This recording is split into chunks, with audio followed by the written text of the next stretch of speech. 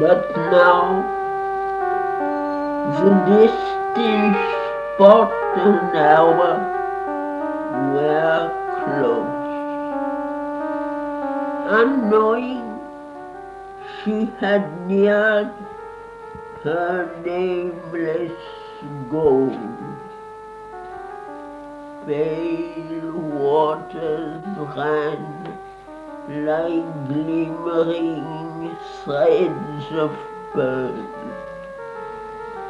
A sigh was straying among happy leaves, cool, perfumed, with slow pleasure burdened feet, faint stumbling breezes faltered among flowers. The white crane stood a vivid, motionless streak. Peacock and parrot jeweled soil and tree. The dove's soft moan enriched the enamored air, and far-winged wild drakes swam in silvery pools.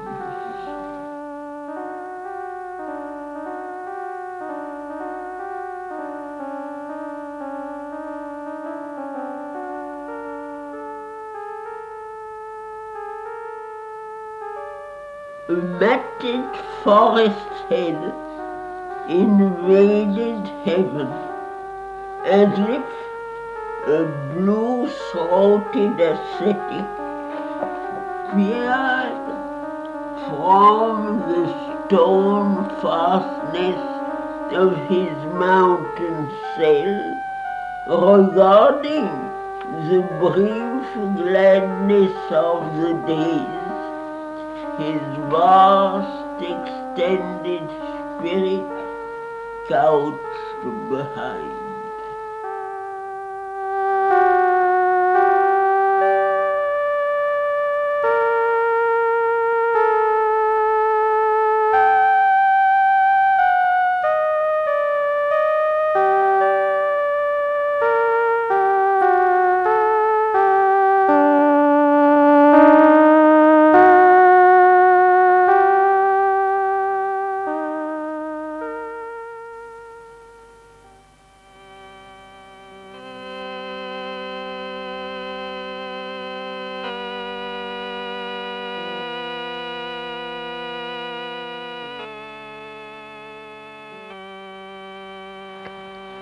As might a soul on nature's background limned stand out for a moment in a house of dream, created by the ardent breath of life, so he appeared against the forest verge, inset twixt green relief and golden rain.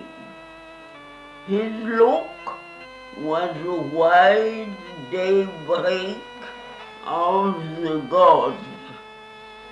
His head was a youthful rishi's touched with light. His body was a lover's and a king's.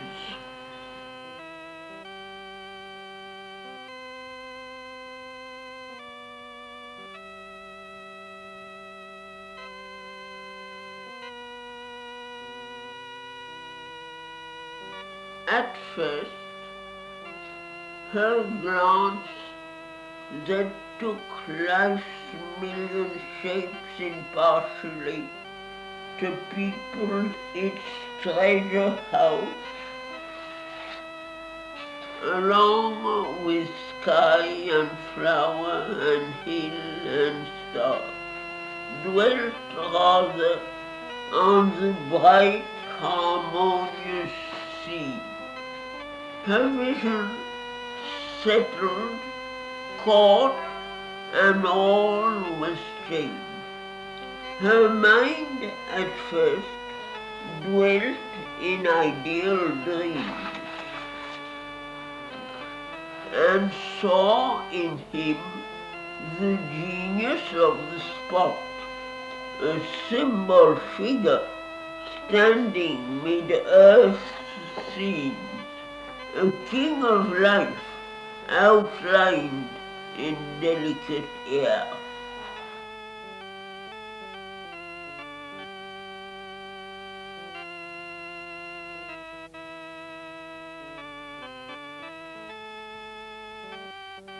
Yet this was but a moment's reverie, for suddenly her heart looked out at him. The passionate seeing used to thought cannot match, and knew one nearer than its own close streams, whose trampling fast wheels largely stumbling ceased. The chariot stood like an arrested wind, and Satyavan looked out from his soul's door and felt the enchantment of her liquid voice fill his youth's purple ambience and endure the haunting miracle of a perfect faith.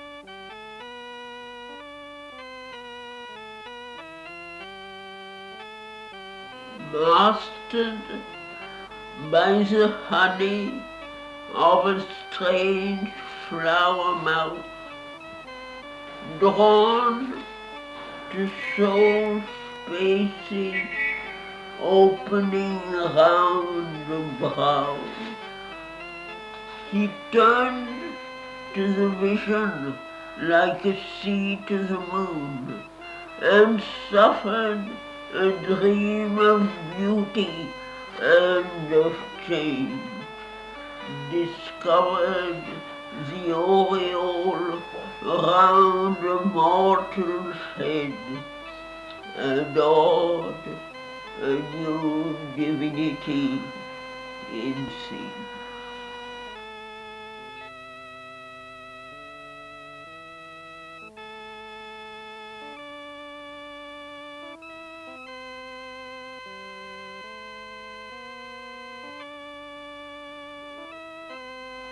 Marveling, he came across the golden sword. Gaze met close gaze, and clung in sight's embrace.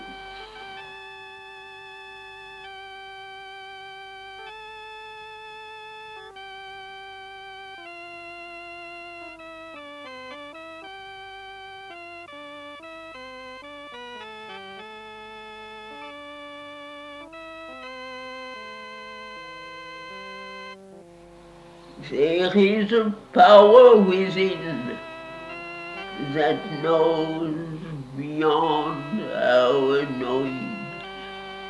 We are greater than our thoughts, and sometimes earth unveils that vision here, to live, to love, are signs of infinite things.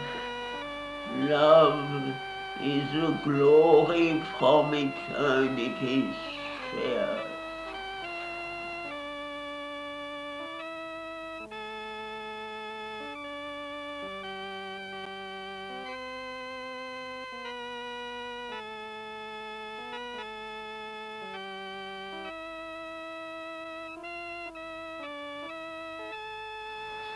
Thus Satyavan spoke first to Savitri. How art thou named among the sons of men? I have heard strange voices cross the ether's waves. The centaur's wizard song has thrilled my ear. I glimpsed the apsaras bathing in the pools and saw the wood nymphs peering through the leaves. The winds have shown to me their trampling lords. I have beheld the princes of the sun burning in thousand-pillared houses of light. So now my mind could dream and my heart fear. Thou drovest thy horses from the thunderer's world.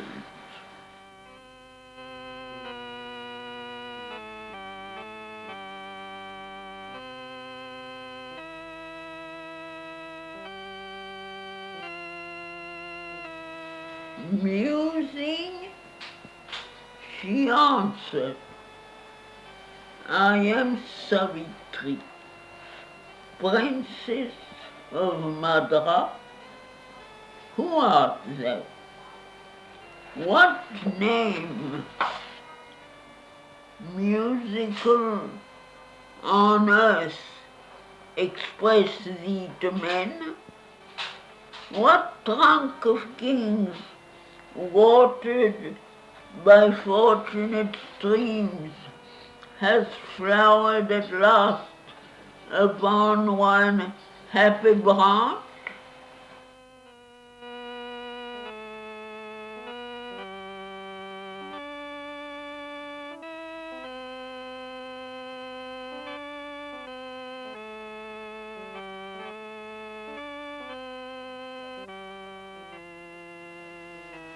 And Satyavan replied to Savitri, in days when yet his sight looked clear on life, King Dumasena once the Shalwa reigned. Heaven's brilliant gods recalled their careless gifts, took from blank eyes their glad and helping ray. He sojourns in two solitudes, within and in the solemn rustle of the woods. Son of that king, I, Satyavan, have lived content, for not yet of thee aware, in my high-peopled loneliness of spirit.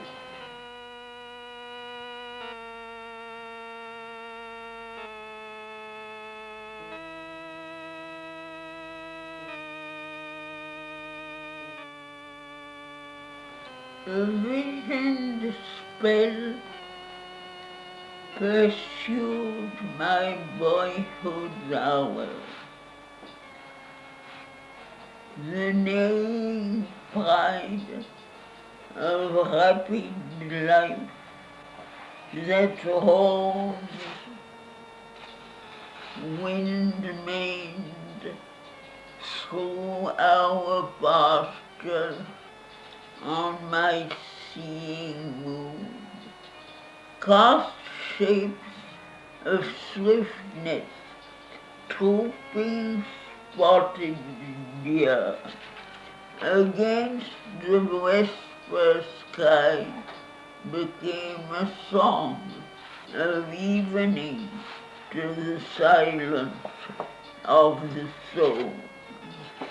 I caught for some eternal eye the sudden kingfisher flashing through a darkling pool, a slow swan silvering the azure lake, a shape of magic whiteness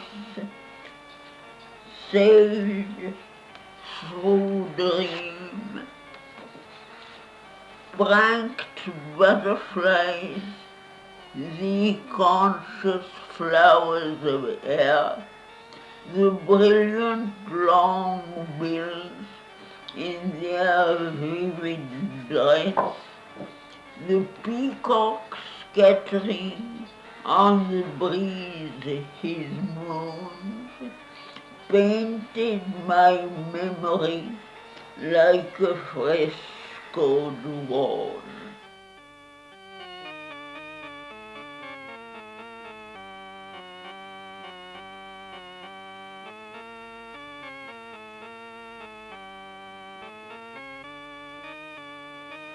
I glimpsed the presence of the One in all, but still there lacked the last transcendent power.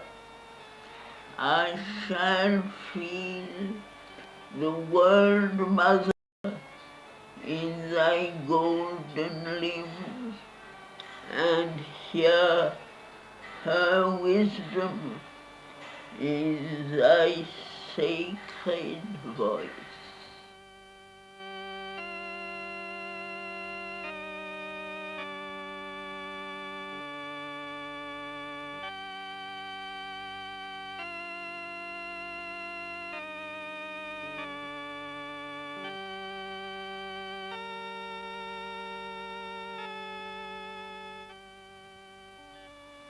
Speak more to me, speak more, O Satyavan.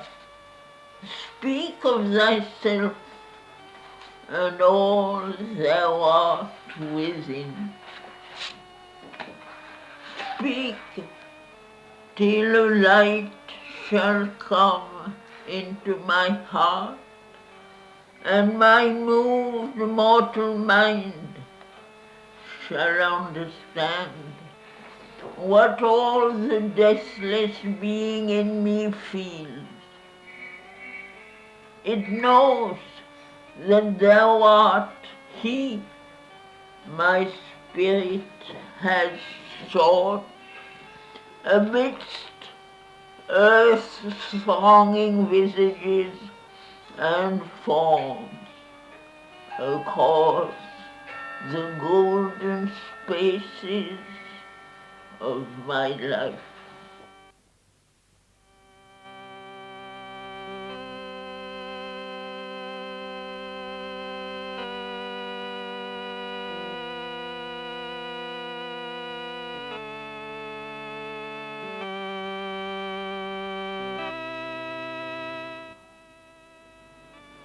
And Satyavan, like a replying harp to the insisting calling of a flute,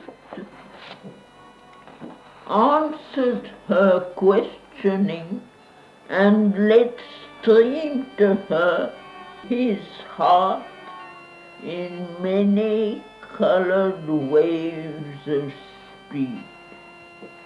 O golden princess, perfect Savitri, wilt thou not make this mortal bliss thy sphere?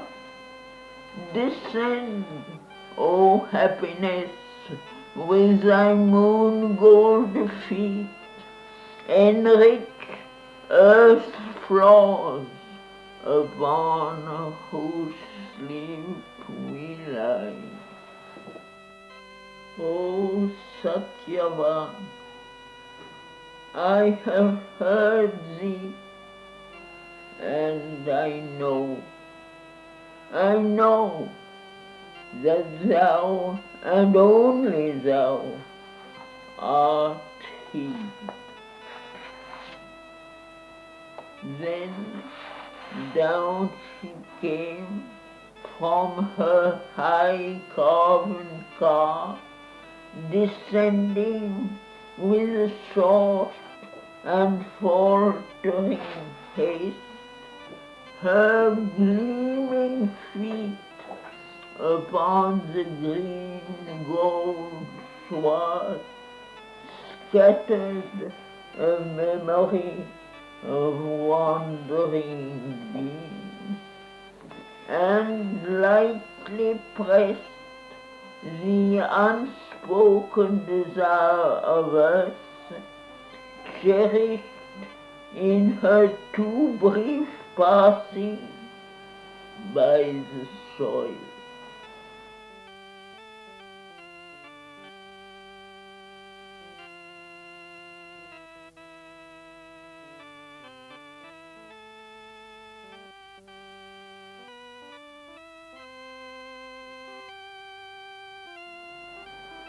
Then, flitting like pale brilliant moth, her hands took from the sylvan verge's sunlit arms a load of their jewel faces clustering swarms, companions of the springtime and the breeze. A candid garland set with simple forms, her rapid fingers taught a flower song, the stanzas movement of a marriage hymn.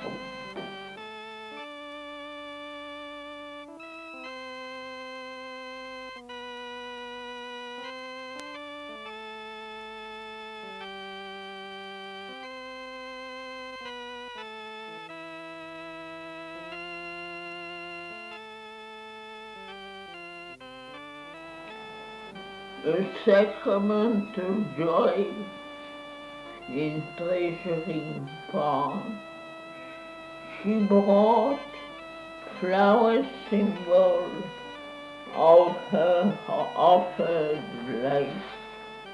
Then, with raised hands that trembled a little now at the very closeness that her soul desired, this bond of sweetness, their bright union sign, she laid on the bosom coveted by her love.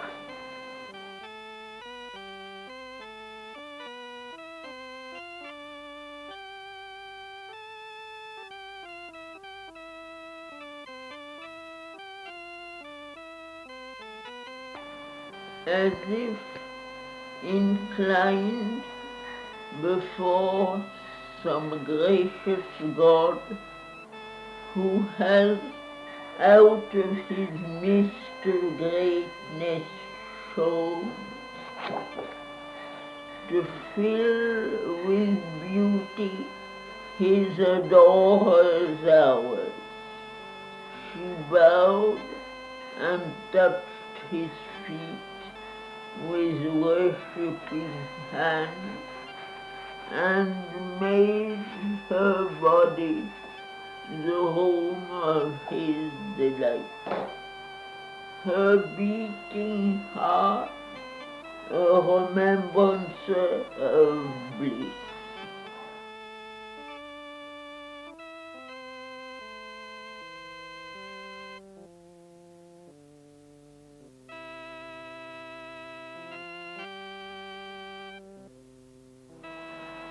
He bent to her and took into his own their married, yearning joined like folded hope.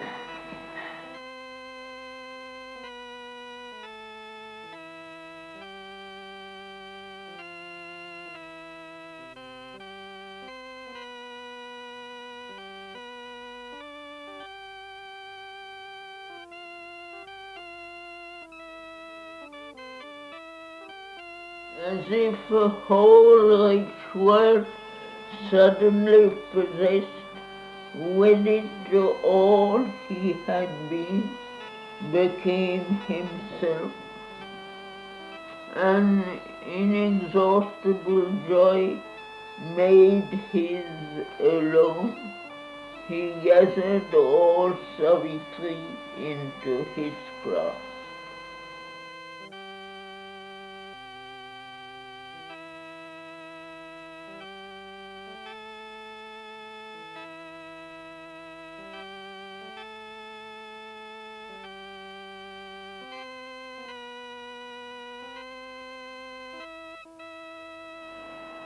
Then, down the narrow path where their lives had met, he led and showed to her her future world, love's refuge and corner of happy solitude.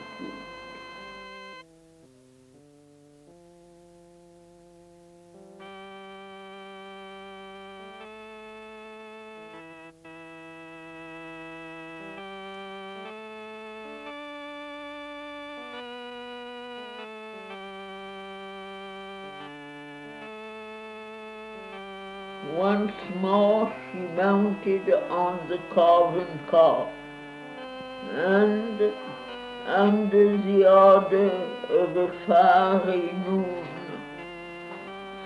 less bright than the splendor of her thoughts and dreams, she sped, swift-reined, swift-hearted, but still saw in still lucidities of sights in a world.